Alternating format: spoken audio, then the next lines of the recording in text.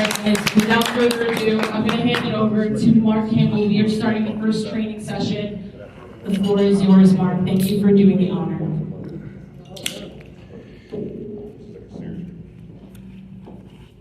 Good afternoon, everyone. How's everyone today? Good. Here we go.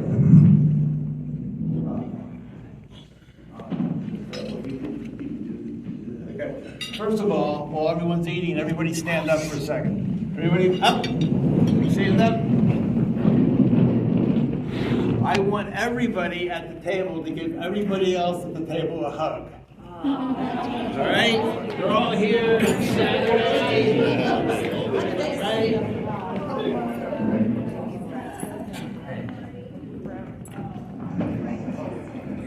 Right? There's no harassment going on here. There's nothing quite as good as the center right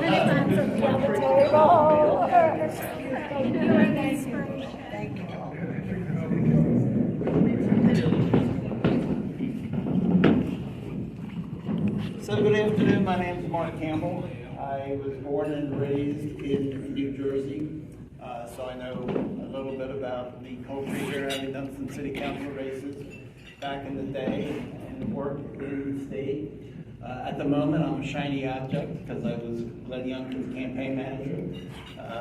I will go back to being an unshiny object come November 2024, so get it while it's hot. Today we're just talking about the nuts and bolts stuff. Can anybody tell me what this represents in politics? In all politics? Power. Okay. Every part of government at every level is about one thing. Who government is sending this to and who they're taking it away from. Everything in government. Every single thing, you can't name a topic where it's not about power and the accumulation of capital and the redistribution of that capital. Campaign is like a military operation. Span of control, chain of command. Every dollar must be used to obtain an objective. So for Glenn's race, originally, I was asked to put together a $35 million budget, and I put together a $65 million budget, knowing we'd go through $35 million pretty quickly. And it was, let's see, the categories were 7 pages long. So you can imagine, but a lot of it was grassroots, voter contact, knocking on doors. As the councilwoman said earlier, politics is a contact sport. Right? You have to contact as many people as possible, and you might only get one shot at a voter, so you're going to get really tired of saying your elevator speech over and over and over and over and over again. Councilwoman also talked a little bit about branding and your brand. So can somebody give me the political version of what branding actually is? Branding is the one or two things that voters are going to be thinking about when they go in to vote. That's all. If it's the one or two things that you want them to be thinking about, you win. If it's the one or two things that your opponent wants them to think about, you lose. Okay, I've been paid millions of dollars, and that's it. That's basically it. The whole thing. Whole thing rolls up to when people vote, either early in the mail or on election day, what are they thinking? Now, do you want a 20-page position paper on anything? No. Why? Because 20-page position papers go to people like me who tear them to pieces, and then you spend half your campaign trying to defend some minute thing that you really didn't say, but your opponent says you claimed in your 20-page paper. People want to know where your head's at, okay? So you have to reflect the goals and objectives of the campaign. What is the number one fact you need to know before starting or planning a campaign? I know we're all eating. Come on, what's the number one thing? Before you ask anybody for a dime, you had better know what? The issues. Issues. No problem. How many votes do you need to win? It's Belmont Park, baby. The window's open. Are you a good bet or not? I know people who they'll bet on a horse, the one that takes a crap just before he gets closer to the gate. I mean, everyone's got a stupid way of picking a winner, right? In politics, it's about, can you win? When I go into a finance committee meeting with a candidate, I'll say, yes, you should max out to us because we need 325,213 votes to win. And that'll be with 51% of the vote, which leaves us a cushion of 2,500, whatever it is. That's when people start to write checks, when they think that you know what you're talking about. Now, do I think in some cases, especially in politics, it's fake it until you make it? Sort of, kind of. Councilwoman reminds me of one of my favorite candidates ever, who was a community activist from South Philadelphia. And we beat the organization because she was able to mobilize 500 angry mothers and civic activists. Right? I would rather have too many volunteers than too much money. Okay? Everything about the command focus, everything about your brand has to be exhibited through strategies and tactics. Don't even have an event that takes you off message. Everything has to be on message when you're raising money, when you're talking to voters, whatever you're doing.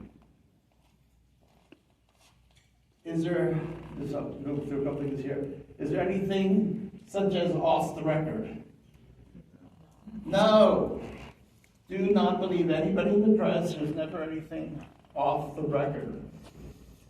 Some of you might recognize the name Sal Palantonio. He's an ESPN sports commentator, covers the Eagles and the Jets. Well, he used to be the political reporter for the Philadelphia Inquirer. Sal and I were friends. He called me up one day and said, "What do you think of so-and-so's campaign for mayor?" I said, "Oh, I think it's great. I think we need to elect a draft-dodging, womanizing, wife-cheating guy, as mayor." He said, "Oh, really? That we doing?" Next day, above the fold, Inquirer in a box. Wow. Mark Campbell says, Well, of course, I was terrified, right? But for some reason, people thought I was the biggest, baddest consultant in the Valley, and I got all kinds of business. But I learned a bad lesson a good way, right? Never off the record, no such thing, okay? If you remember nothing about what I say today, please remember the following. Older voters vote based on their fears, what they're afraid of, losing their health, being taxed out of their home, not being safe in their communities. Younger voters vote based on what? Their hopes and dreams, because they've got their whole lives ahead of them, right? So you have to appeal to them differently. You would talk to a Gen Z voter certainly different than you would talk to me. So I just turned 65. I don't feel a day over 90. But an interesting thing happens. You start to, Social Security, Medicare, all of those things. And I made a joking reference to a very, very smart political operative the other day, and I said, yeah, that was quite a Keystone Cops operation. Who in this room knows who the Keystone Cops are or were? Okay, nobody else, right? The due date on my milk carton is getting close, right? So I'm just telling you that please, when you're talking to voters, you have to talk to them in a way that they'll understand. Now, we are the first generation with aging parents, second families, second sets of kids. We are the first generation where you can talk to seniors about their children and grandchildren, and you can talk to younger voters about the need to take care of their parents, because there's a lot of people like me who has a mother in assisted living, kid in college, right? Life is complicated. So my only interest, Councilwoman said it before, as a voter, what is the only thing I care about? Come on. Yourselves. Voters care about themselves. What's in it for me? Nobody cares how smart you are. Nobody cares how attractive you are. Actually, they care more about how attractive you are than how smart you are. Okay? So you have to make sure that you, and also, will anybody in this room ever get a voter to believe something they don't already believe before the campaign starts? Can you convince a voter of anything? No. Can you hook into their belief system? Yes. That's what you have to do. That's what polling, that's what all that type of thing is to hook into what people are thinking, because you're not going to convince them of anything. You have a tremendous opportunity. Voter turnout will be at historic lows. The Trump indictments have put a wet blanket on center-right turnout, right? So it's even more important that you localize the elections. Everything is just about New York, the borough that you're from.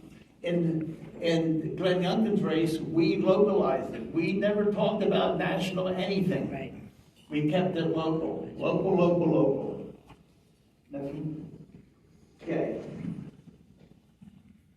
I'm going to run through this fast because I'm pretty good about putting folks back on schedule. But let me give you the cell phone that I actually answer. I will take a call and answer a question any time of the day or night from anybody from a group that I talk to. So if you ever want to talk to me or ask me a question, 708-446-1068. So, a campaign outline is a written document. Is it a doorstop? No. Is it done in crayon? No. Do you go over it every single day? No. But you should look at it weekly to make sure that you're still on track, you're hitting your goals, et cetera, et cetera. It has 10 parts. Strategy and message development. What is your command focus? Correct? The battlefield. What does the playing field look like? What is voter turnout expected to be? What are the issues and the environment that people are particularly interested in? The organization. There's two ways to build an organization at the grassroots level. Vertically and horizontally.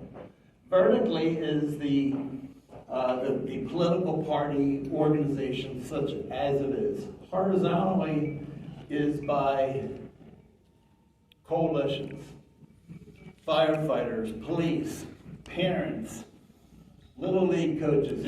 Any group of 4 people or more that meet together on a regular basis can be a coalition. Why are coalitions so important? People want to vote for somebody who's like them. They don't want a politician telling them who to vote for, but another parent, another mother, another PTA mother, another parochial school mother, you know, et cetera, et cetera. The grassroots field operation.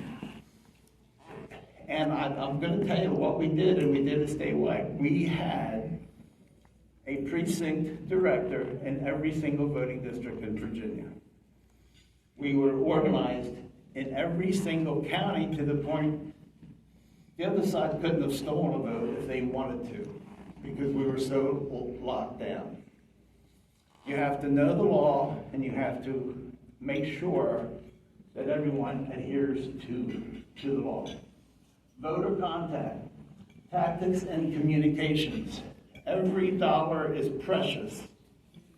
Not to be Captain Obvious here, right? But every dollar is precious. Don't use 14 words if you only need 7 words. Some people just don't know how to shut up, and they write that way, right? You basically have 7 words at a 6th grade education to communicate to the majority of voters, right? Do voters vote for the richest candidate? No, thank you, President Bloomberg. Do they vote for the smartest candidate? No. Let me give you the secret to the business. Voters want to vote for someone with whom they share values, is like them, but doesn't act like a wise guy or gal. In other words, they want somebody who's like them, only smarter, but doesn't act like it. If you're campaigning, you need to dress like the folks you're trying to campaign to. You should belong to organizations. As far as a criteria goes, what is the #1 thing that voters look at when trying to decide how to vote if they're still undecided and they're looking at side-by-side resumes? What's the #1 thing that they're looking for? Appearance. They are like you. How much are they like you? Volunteerism. What have you done with your own time to make me believe that you care about them at all? Now, if you're center left, you tend to have worked for a politician your whole life. The only job you've ever had is a political one. And because center left, government is their religion, right? It controls everything. That's their utopian vision, is where government controls everything. Center right is hard, because we believe in pulling yourself up by your bootstraps and doing the right thing. And fundamentally, our vocabulary is just worse. And when we fail to address things like abortion and January 6th, it just makes it worse and worse and worse.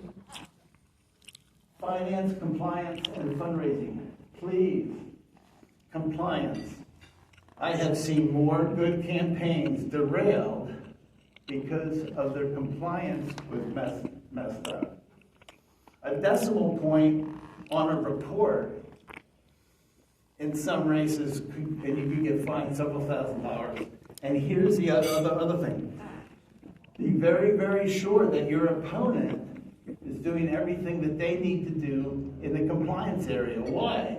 Because if they mess up compliance, somebody like me will write something that says they can't even follow the law. How could they possibly be left responsible for making laws, right? Anything on the compliance side, finance side, it's a matter of public service. If they can't get the simple stuff right, how are they possibly going to get the hard stuff right? Fundraising. I have seen more campaigns destroyed by too much money than campaigns destroyed by not enough money, right? Do not plan a $500,000 campaign if you're only running a $240,000 campaign. Make sure you have realistic goals and objectives. Scheduling.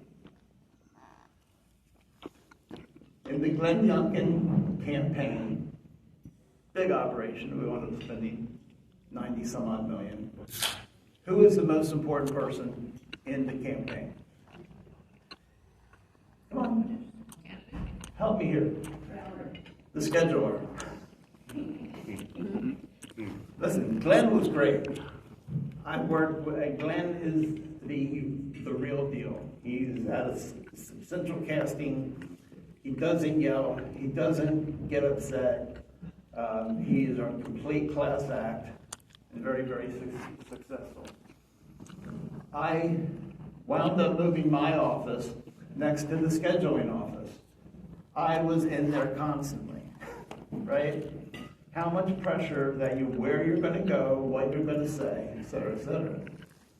So Glenn Youngkin kept getting invited to these huge center-right rallies. And I kept saying no. Now, why would I stop him from going to big center-right rallies? You want to get left. You want left voters. They're already voting for us, but what would the optics be? Bad optics. The optics would be Confederate flags. The optics would be Trump flags.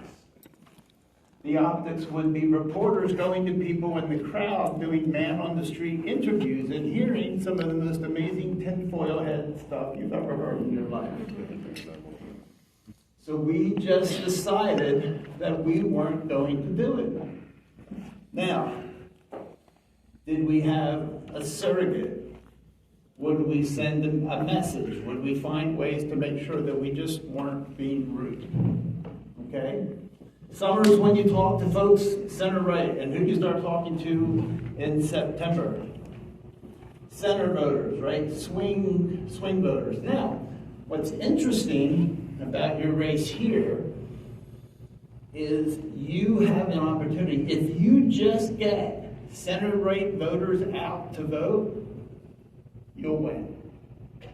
Voter turnout is so low that if you just get your base vote out, you will win. But you have to motivate them. So campaigns are about what?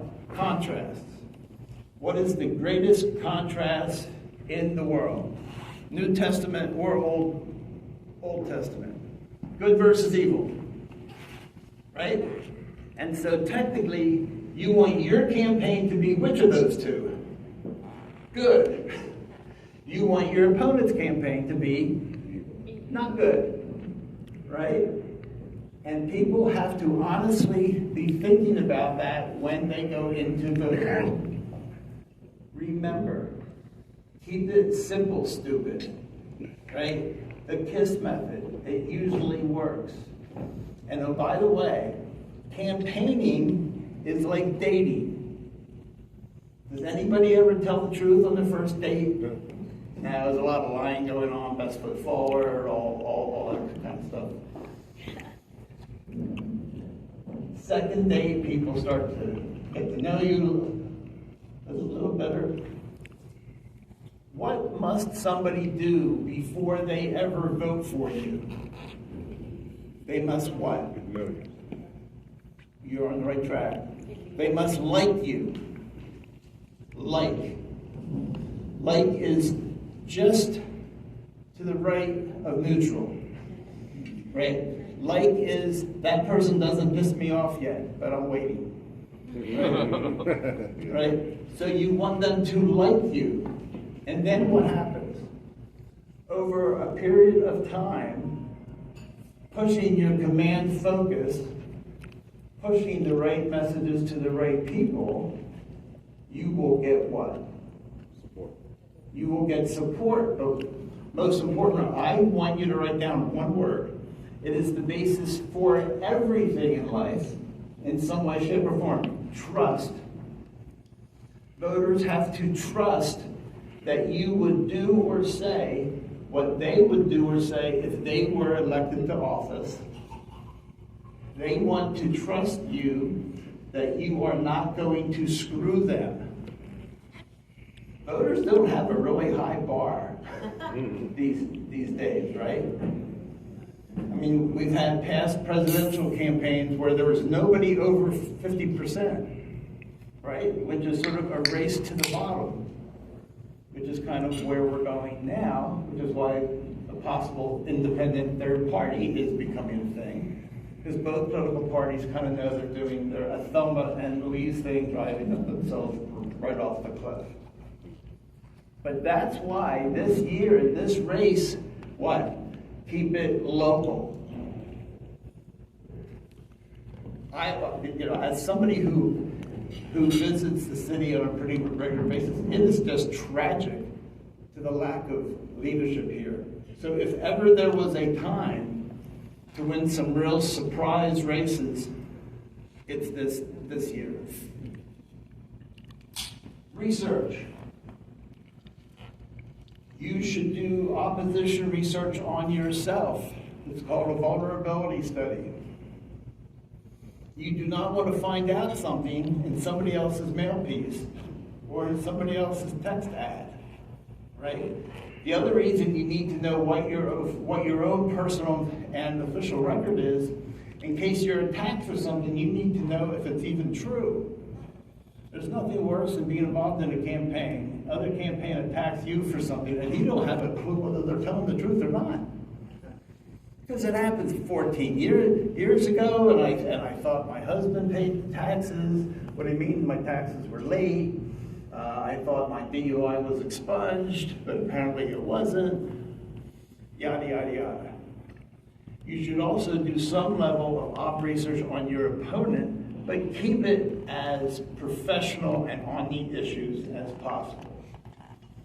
Personal attack, we are past an era where personal attacks work.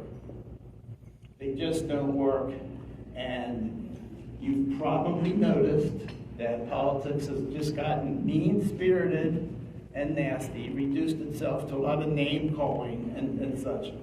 We have to rise above that, right?